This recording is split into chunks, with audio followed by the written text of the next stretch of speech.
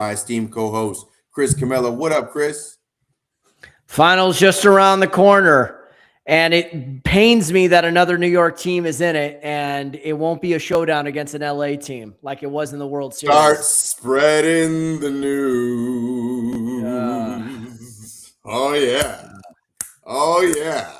Yeah, a Frickin' big city Knicks. guy like me, an LA guy like me, loves when the big market makes it all the way to the chip. The little guy, the Sacramentos, the OKCs, the Minnesotas, those markets, the Milwaukee's, sayonara. Indiana.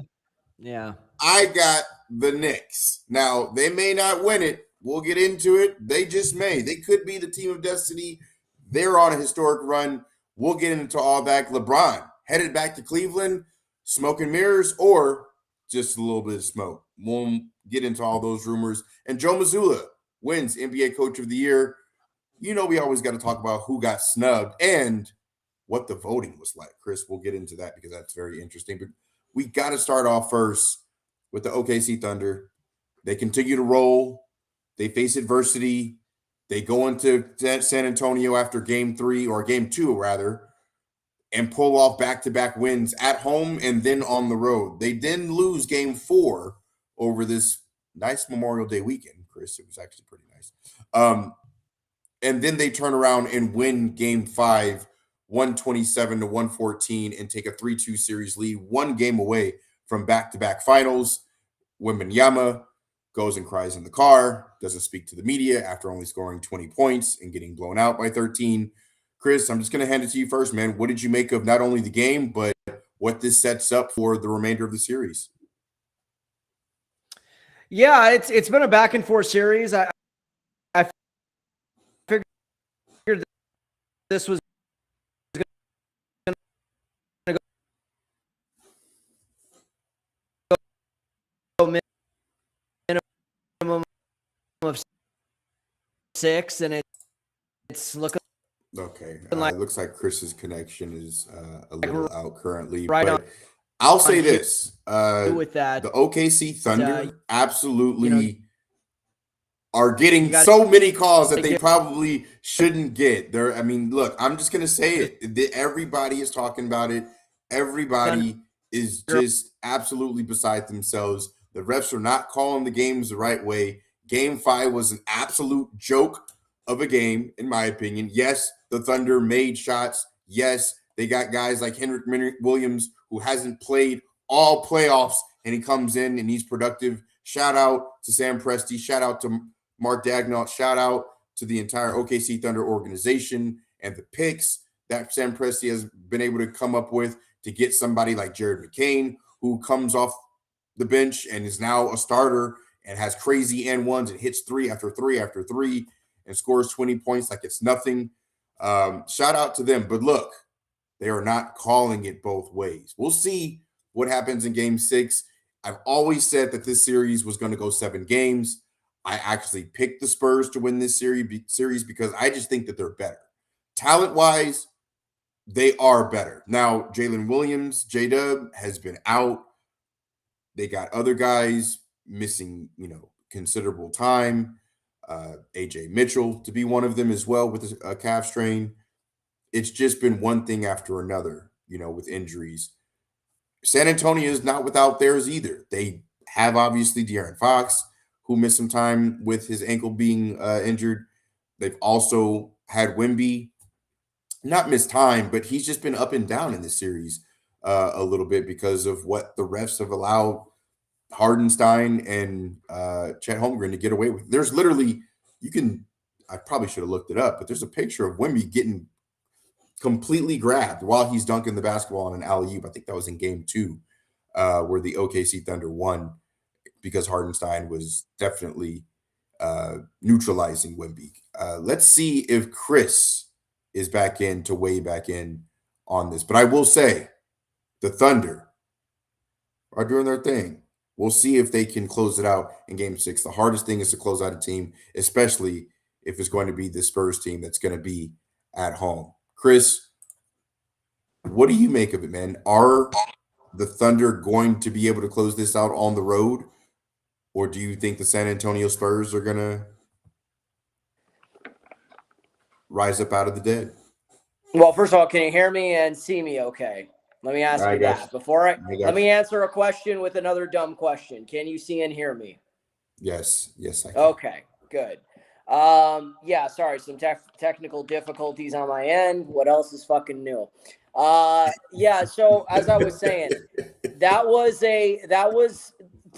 yeah, I know.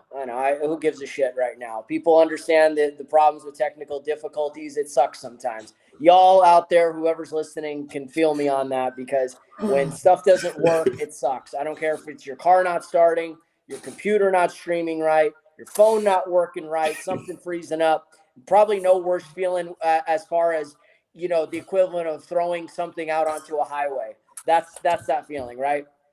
As I was saying, Thunder came into a situation in Game 5 where it was a must-win situation, right? A pivotal Game 5, because teams that win Game 5 in a 2-2 setting usually go on to win the series in some form or fashion.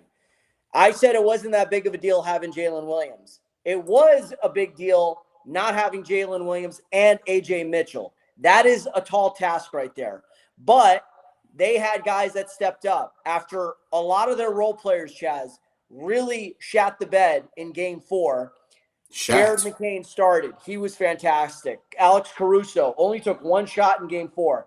He stepped up with 22 points. Kendrick Williams, who's one of the longest tenured players on the Oklahoma City team, has kind of been there through this, the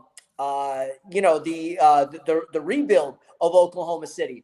He stepped up. He was fantastic. But really, the story of the game was Hartenstein and Holmgren, two guys who had not been having very good series against Wembanyama. They stepped up. They were physical with Wemby. They were great on rebounding. Chet, I thought, set the tone in the first half. Wasn't as big of a factor in the second half offensively, but both of them have stepped up defensively. And I knew this was they were capable of this, and I really thought that was the story of the game. And of course, Shea, who has not really been brilliant in these playoffs overall. I think he's done enough to help his team win. 32 points and 9 assists. What? Oh, you don't say he hasn't been brilliant in this series, huh? All right. I don't think he's been brilliant the entire playoffs. I mean, you take away that Game 4 against the Lakers, his games in that second round series against LA were just sort of they were good. They weren't great. They weren't MVP Shea Gilgeous-Alexander. So my point is, OKC did what they had to do to take care of business. Nothing from Vassell. De'Aaron Fox was not much of a factor. Dylan Harper, I think they combined for 20 points. And when you have your three key role players combined for 20 points, in addition to Wemby only scoring 20 points, where else are you going to get that offense from? So it was a tough loss for San Antonio. Wembanyama looked tired. You start wondering if the fatigue factor is starting to catch up with him a little bit. Is it the physicality of the Oklahoma City Thunder front court? Or is it just the fact that the Thunder now are starting to impose their will on the San Antonio Spurs? So the bigger question is going to be, how do they rebound from this going into Game 6? Because there's no tomorrow for them. If they lose Game 6, they're done. So with OKC, this is why everyone shouldn't have panicked after they lost Game 1 and Game 4, because they have consistently been able to respond to challenges, especially these last two postseason runs. And that's why they're the defending champs. Yeah, we kind of we missed a little bit of that last part, but it's all right. It's all right, Chris. I got you. Let me just say this really quick before we move on. I do think that the Thunder are very, very efficient, but the difference in this series is clearly not talent. It's just experience. It really is just experience and depth. Like the fact that Mark Daigneault has literally played 12 productive players in this series and has had to use everybody and then some just to even have it, be this close, right? Being down in the series 0-1 just to start. So I do think that the experience is a pretty big factor here, but man, I would rather see Spurs Knicks just from a matchup perspective, but I have a feeling OKC is going to pull it off in 7, even though I picked the Spurs in this one. Who did you have? Be honest, man. We I didn't, had because we didn't do Oklahoma picks on the State. show. We didn't do picks live. Yeah, I mean, yeah, of course, because we missed a few weeks there, so we didn't really get a chance to really dole out our finals picks. But in this series, the best I could do is tell you that I thought the Thunder were going to find a way to win this series, but I wouldn't be surprised if San Antonio found a way to win a series, win this series against them. Sometimes you don't always need to be the best team.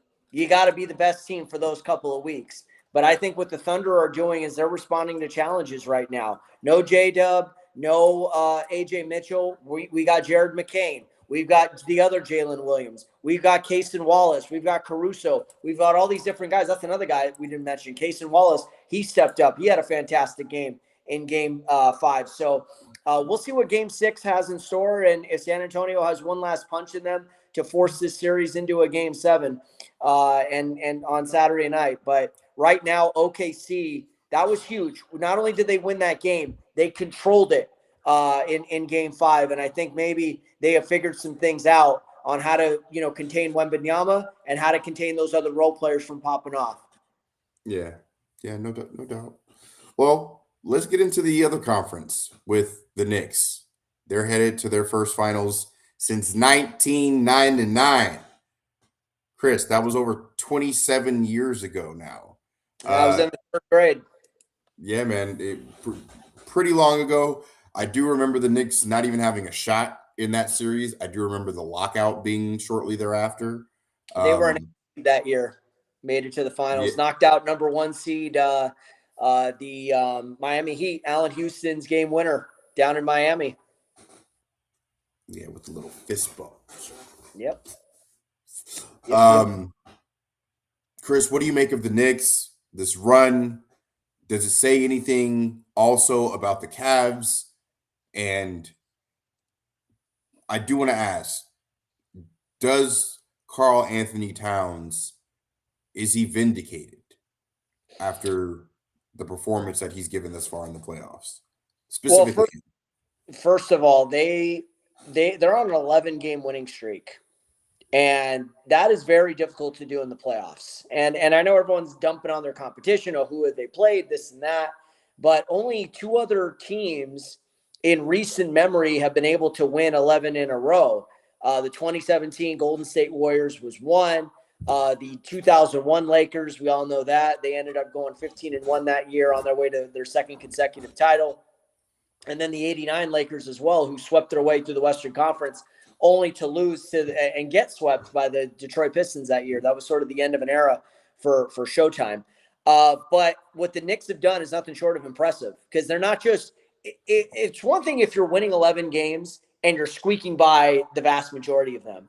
They have throttled the Sixers as well as the Cleveland Cavaliers over those last 3 games in that series. And then I think they dominated Philly for about 2 of those games in the second round. So they have figured some things out.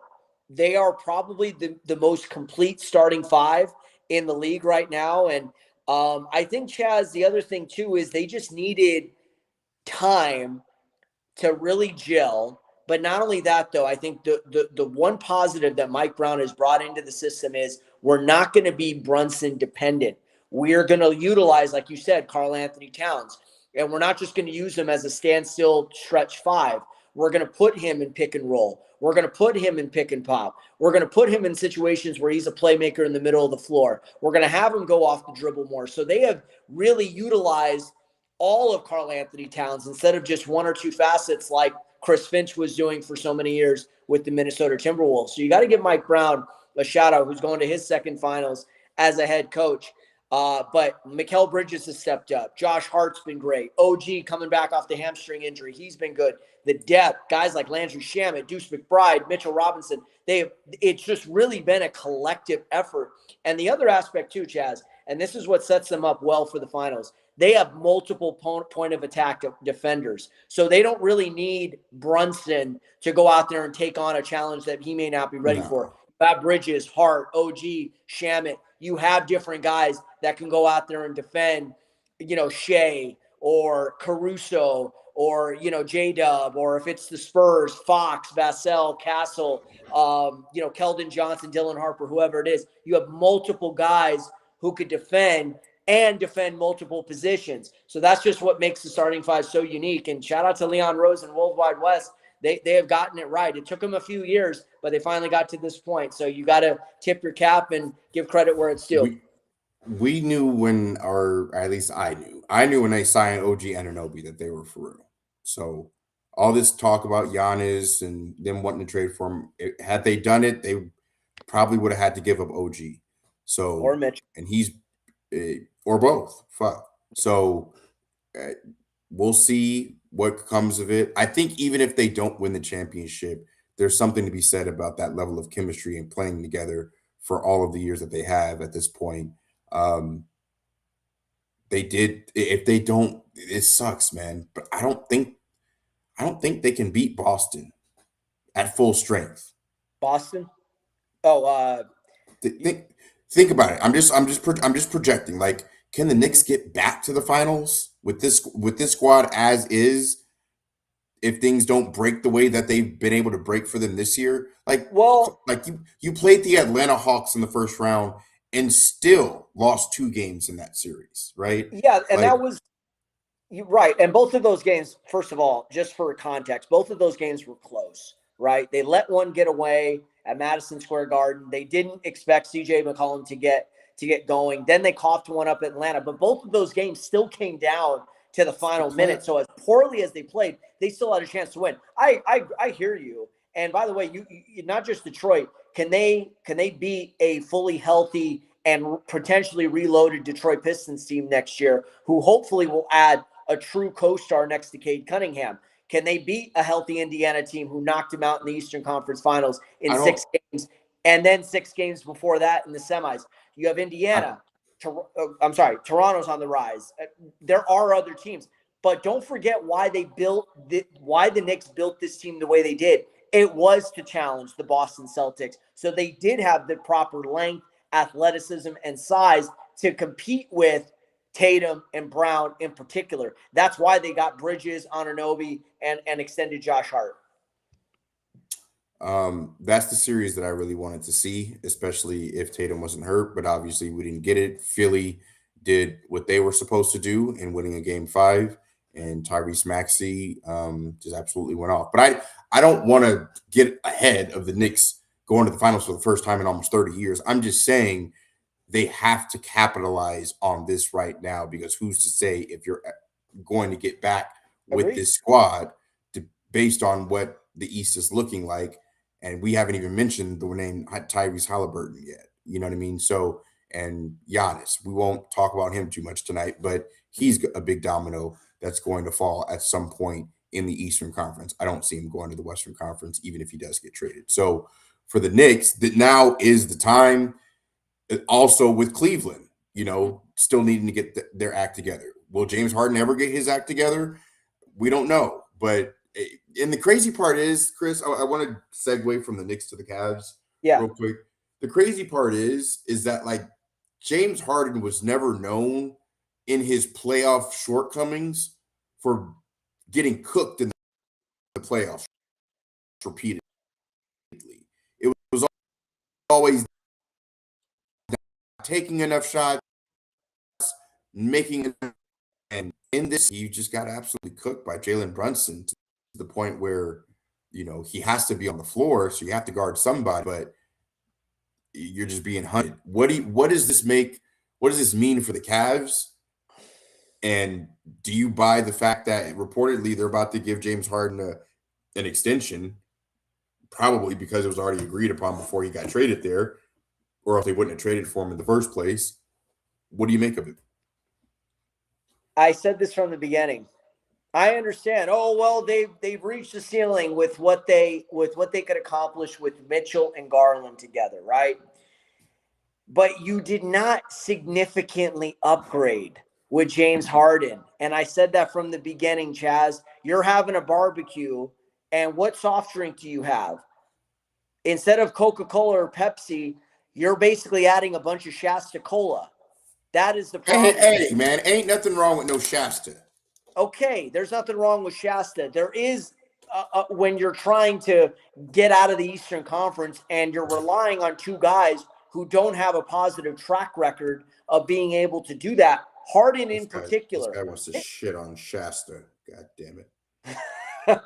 Shasta is good, but I'm saying Coca-Cola and Pepsi are better, bro. And you know it. And you know it.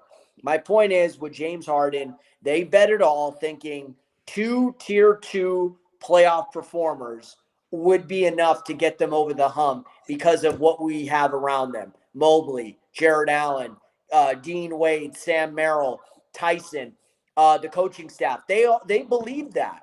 And I said to myself, James Harden, you're taking a heck of a chance. Why is this going to be different than the Clippers? Why is this going to be different than Philadelphia? Why is this going to be different than Houston? And I was right. I think the only difference that they showed me was the fact that they could win a game 7 on the road. And you could even put an asterisk next to that. Had Detroit had a healthier Duncan Robinson, had Detroit had, even a more consistent Tobias Harris, because I thought those two guys between the injury Robinson and Harris just kind of fading as that series went on, or if you had a true co-star next to Cunningham, they likely don't get out of that second round. And it would be another early exit. The fact that they punched through and got to the conference finals for the first time since 2018. And by the way, Chaz, there's another fun fact to you. That was the first time Cleveland got to the conference finals with a non-LeBron led team since 1992. It was just experience. It's literally It was, but at the same Yeah. time, the issue with Cleveland is after that game 1 debacle where they should have won, they're up 22 with 7:47 to go, and you found a way to lose that game. That mentally screwed them up. And then you saw the elements of lack of effort, lack of heart, lack of determination as the series went on, to the point where they were completely dejected. And when you don't have someone to pick them up, I know Mitchell was trying, but he doesn't have that kind of there's something just not there with Donovan Mitchell, and there's certainly not something there with James Harden. They're spectacular players, first ballot Hall of Famers, but they were missing a vocal leader to help get them over the hump, to really give them that edge. They don't have any edge on that team. And you look at the Knicks, they have plenty of it. Yeah, they most definitely do. Well, speaking of the Cavs, really quick, Chris, step back real quick. I want to make a statement here, and floor is yours, Senator. I appreciate it. These rumors about LeBron going to Cleveland, I know where they're coming from. It makes sense.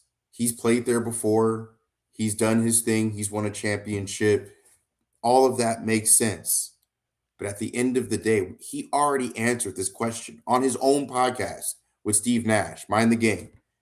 And this is where all that hoopla came about, Chris, about Memphis, when he made those comments about Nashville and moving the team or just the city and everything like that. In the context of those comments, he also said that he didn't even like going home, he referred to it as, which is Cleveland, Akron, rather. But going back to Cleveland and playing games there, he doesn't even like going there during the season to play games anymore. He doesn't go back very often. He obviously loves home, but that's just not where he wants to be. He mentioned other cities as well, but the top two in that conversation or in those clips on the podcast was about Memphis and Cleveland. So if he doesn't even want to play there for one game a year, he plays in the Western Conference. Let me just remind you, he plays in the Western Conference. He only goes to Cleveland to play an NBA basketball game once a year, maybe twice if they happen to have the All-Star game there like they did a few years ago at the 75th anniversary of the NBA. But these rumors about him going back to Cleveland, number one, Cleveland can't even trade for LeBron James. They would have to trade other guys just to get the ability to trade for him. Would Cleveland really give up 3 or 4 or 5 players just to get LeBron James, who's 41, going on 42 years old? No. So I don't know really where these rumors are coming from. They're saying that they have mutual interests. It doesn't make any sense. I'll tell you what does make sense. LeBron either retiring And to be honest with you, it doesn't make sense from the standpoint of his production on the court. That man is still putting up very close numbers to what he's averaged for his entire 23-year NBA career. So for me, I think all bets are on the fact that he comes back to the Lakers. And I wouldn't be surprised if it was a 1+1 deal. I know that would shock a lot of people. I wouldn't be surprised, but take it a year at a time, see how he feels. It wouldn't shock me either if he retired, but he clearly has a lot more in the tank than somebody who is at his age should have. So is LeBron headed to Cleveland? No. But is it a cool storyline in between games in the playoffs ahead of the draft with no movement on a Giannis deal? Yes. No movement on a KD deal? Yes. James Harden getting cooked by Jalen Brunson and still getting an extension? Yes. It's interesting to talk about. And last thing, if Cleveland's going to give James Harden an extension, why would LeBron hitch his horse to that wagon? Regardless of what happens with the salary cap and the second apron and Cleveland not even having the ability or the resources to maneuver and get somebody for LeBron. And LeBron is not playing for the minimum, not for the Lakers, not for the Cavs, not for anybody. So this talk, this rhetoric that he's going to play for less than $5 million, $10 million, $3 million, whatever it is, it's not happening. He'll get probably a deal in the neighborhood of 20 to 25. Lakers can't pay him more than that, or else they're not going to be able to be good enough. They still may not be good enough if they bring back Luka, AR, and LeBron, but that's another conversation for a different day. But ultimately, for me, LeBron James is going to stay in LA.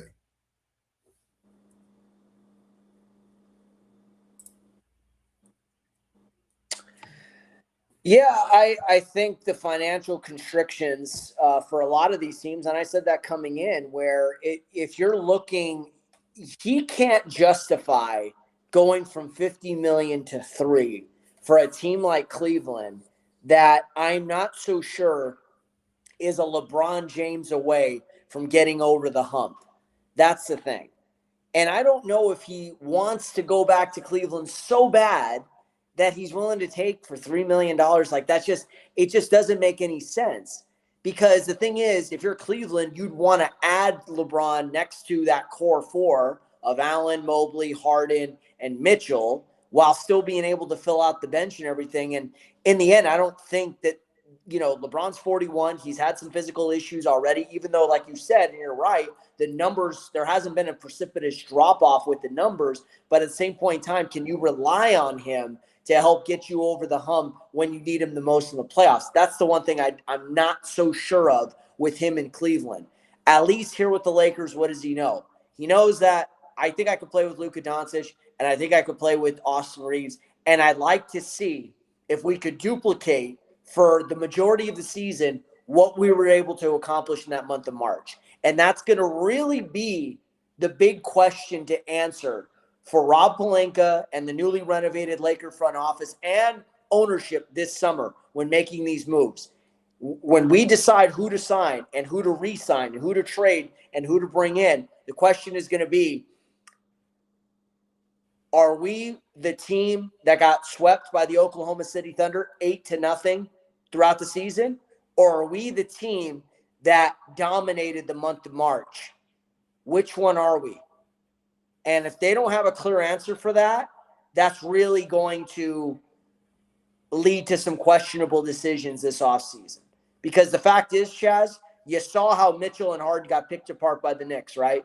If you have a backcourt of Doncic and Austin Reeves, right, with LeBron there at 42 years old next season, then and you don't have a good solid front court to erase mistakes, and you don't have the athletic wings, and you don't have the bench, then what's keeping a team from San Antonio and OKC, maybe a revamped Minnesota team, Denver will still be in the mix, from picking you apart 4 times out of 7?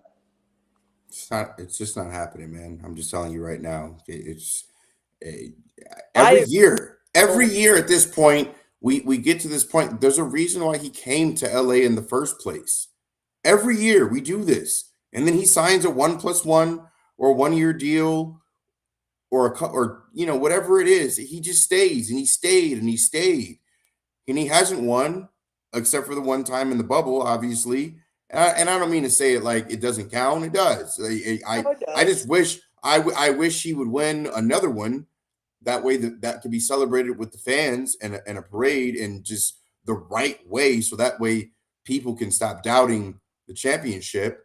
I agree Not with you. that I gave it any help by saying the And bubble was Chaz, I biggest thing. think honestly, and I think Ramona Shelburne pointed this out when she was on Rich Eisen, that would have helped him connect more to the Lakers fans. Had the Lakers won that championship in a non-bubble situation, right? Had it just been a regular finals run, which let's be honest, they were still in prime position to win that 2020 championship with or without the bubble. And he would have had a parade, smoking a cigar on top of a bus, going down Figueroa at a championship rally, or if they would have done it at the Coliseum or somewhere else. I think the perception of LeBron amongst Laker fans would be a little bit different. Maybe not a major difference, but it would certainly be a little better than where it is right now. You know what I mean? So I agree with you in that aspect. The other thing I'm going to say is if you don't move on from LeBron now, right? And it's not because you Oh, hate him or anything like that. It's because we have other ugh, needs. We have other needs to address. That's the thing. You know what I mean? If you didn't have these other needs, then I think it becomes Chris, an easier conversation. But you need the 3-and-D wings. You need a bench. You need a front Chris, court. That's the problem, man. Chris.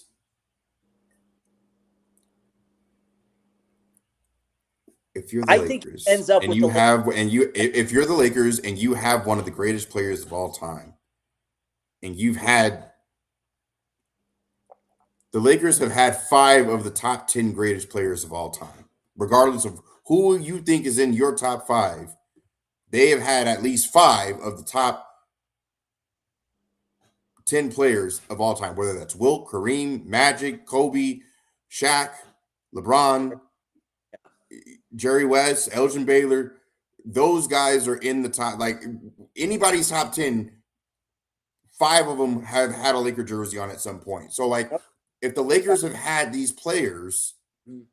they have to do it the right way. And the right way is to allow, as long as the production is there, and in certain cases, even if the production isn't there, in Kobe's case, you give the option to the player. If he wants to come back, you overpay. You do what you have to do. But at the same time, I won't agree with the fact that they should. I'm just telling you what they will do. I agree. That like talking about, oh, should they? And like, no. Chaz, Can we live in reality? Chaz, I'm not. I was doing the Not same. you. I'm just saying in general. I'm just Right. No, but I'm saying the same thing. I agree with you. More than likely, he's going to end up back with the purple and gold next year, unless he's got because even Golden State is not a sure thing, and they would have to move salary around because, lest I forget, they have 2 max salary players on that roster guaranteed next year, right? And Draymond Green has an option, so that situation is very murky up in Northern California. And I'm not even so sure if they're in a situation where LeBron James gets them over the top. That's the problem. And I think you could say that with quite a few teams, you know? And then you have the financial situation of it. But even though I think that will happen, I don't know if that's the best course of action for the Lakers to push forward, which is why I'm asking you, and I think Pelinka and the ownership have to ask themselves what we did in March with LeBron as the third fiddle. Can we duplicate that for a full season, 1? And 2, will it lead us past the Oklahoma Cities, past the San Antonios, past the Denvers, and past the Minnesotas? That's going to be those 2 big questions. And my answer to both is I don't think so in both questions. all right. Well, we'll see. We will see. We'll table that. Um, let's put a bow on this really quick before we get on out of here. Joe Mazzulla, NBA Coach of the Year. was voted on by his peers or by the media. Chris, I'm just going to get right to it. A coach that was bounced out of the first round, a champion, by the way, but bounced out of the first round, did have both his superstars for the majority of that series, except for one game. Right. Which was the closeout game. Chris, what do you make? And it is a regular season award as well. I want to mention that. Did anybody get snubbed, or did Joe Mazzulla? Obviously, we know he deserves the Coach of the Year, but do you think that there were some equal or more deserving individuals? Well, first of all, little history lesson. Fourth Celtics coach in the history only to win NBA Coach of the Year, and the first since 1980. Bill Fitch, in Bird's rookie year, was Coach of the Year for the Celtics. Before that, Tommy Heinsohn in 74, another Celtic legend, and of course, light up the stove, Red Auerbach, Mr. 9 championships, was the other. So Mazzulla's in some pretty rare company as far as Celtic history goes. I think the reason why they gave it to him is because this was supposed to be a year where I don't think anyone picked them to win more than 40 or 42 games and maybe be a play-in team. You and I were basically saying that. We were thinking maybe they make it into the top 6 because the East is there's a lot of parity and no team is great, but it wouldn't shock us if they were in the play-in. They won 56 games with Tatum out for 80 to 85% of the season, right? No Drew Holiday. Porzingis is gone. Horford is gone. And they still found a way to be the second best team in the Eastern Conference. So from that aspect, he surpassed expectations, right? The other thing is, look at what JB Bickerstaff did with the Detroit team that a couple of years ago, I don't even think they won 17 games or whatever. JB Bickerstaff helped really put, for the second straight year, put that Detroit team back on the map. A 60-win team without another true superstar. Yes, Jerm was an all-NBA player, but I think a lot of that was the fact that Detroit won 60 games, even though I thought Cade did play like an MVP caliber player. And Mitch Johnson, I can make the same argument. San Antonio hadn't been doing anything, and he was thrusted into a position where he's following one of the great coaches to ever do it in Greg Popovich, and in his first full season leads them to a 2 seed in a much more competitive Western Conference, right? With a group of unproven players, including Wembanyama, by the way, in a crowded Western Conference. I thought I would have been better with Mitch Johnson or with JB Bickerstaff just because of where those organizations were at over the last few years. So I think JB should have won it overall, my opinion. But Mazzulla won it. He did a fine job. But Chaz, the problem with your argument, you can't look at the playoffs, man. And that's not my argument. I'm just saying. No, I was just stating facts. Thinking that. I'm sorry. What did you say? I was just stating facts. Oh yeah, referencing the playoffs, because you got bounced in the first round. So I'm just saying. And you coughed up a 3-1 lead, and you lost 2 home games in the last 3. Yeah. So I agree with you wholeheartedly on that. I'm trying to pull up the voting results. Yeah, I know Reddick got 3. Everyone was talking about Reddick getting 3 third-place votes, and I think much deserved. I think JJ did a fine job considering the injuries that the Lakers had to deal with this season. Again, a 4 seed in a crowded Western Conference. That's something to be proud of too. But look, they thought Mazzulla. I think it's because, once again, these awards are always judged on the expectations of the team or how much I think a team improves from one year to the other. That's how I kind of base it on. And that's why I thought Mitch Johnson or JB Bickerstaff would have been a more appropriate choice for Coach of the Year. I would have been fine with either choice, And when was the last time Detroit won 60 games? When was the last time Detroit was 1 win away from an Eastern Conference Finals? Detroit has been an afterthought. They hadn't won a playoff series since 2000. Won this. I'm sorry, go ahead. I just don't know if Bickerstaff didn't. That's why or DJ Redick get more votes. These are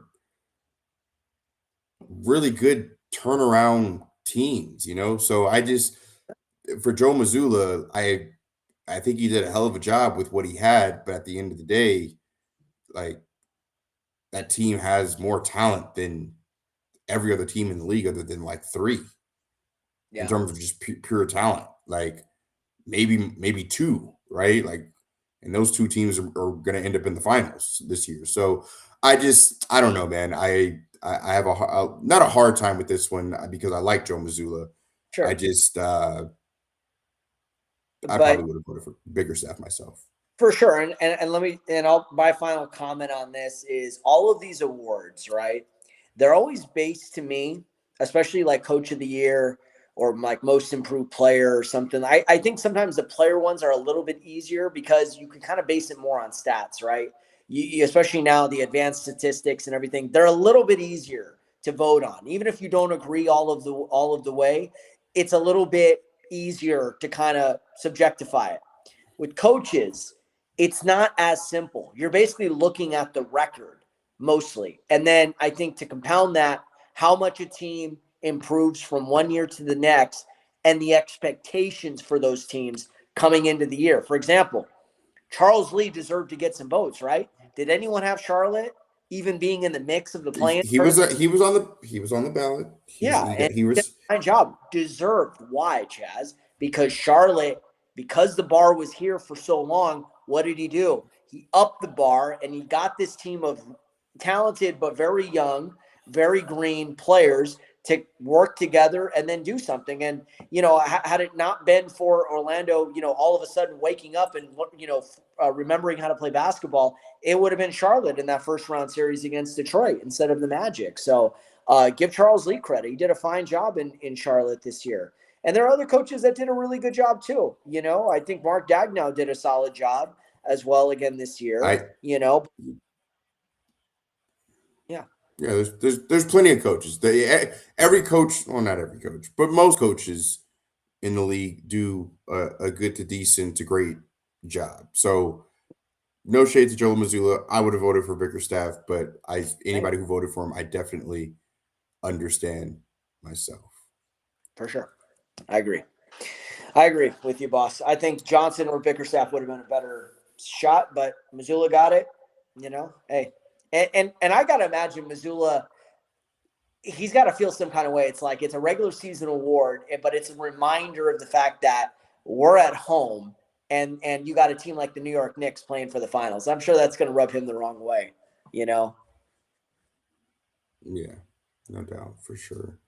Well, these playoffs are coming up to an end, Chris. This is the first night with no games since since they started.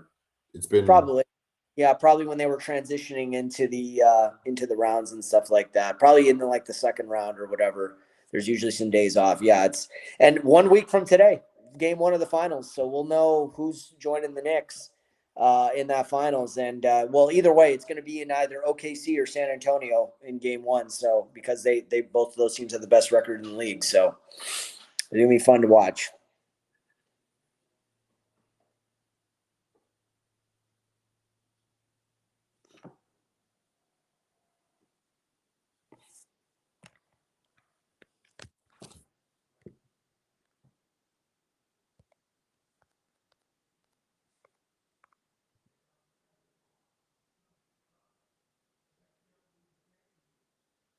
Still there?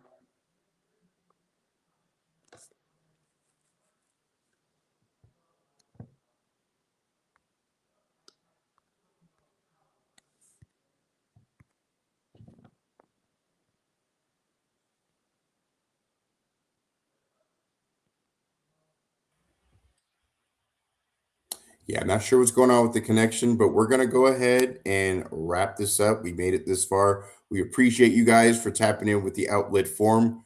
We will see you guys next week after game one of the NBA Finals next Wednesday, June 3rd. Appreciate you guys tapping in. We'll see you guys then. Peace.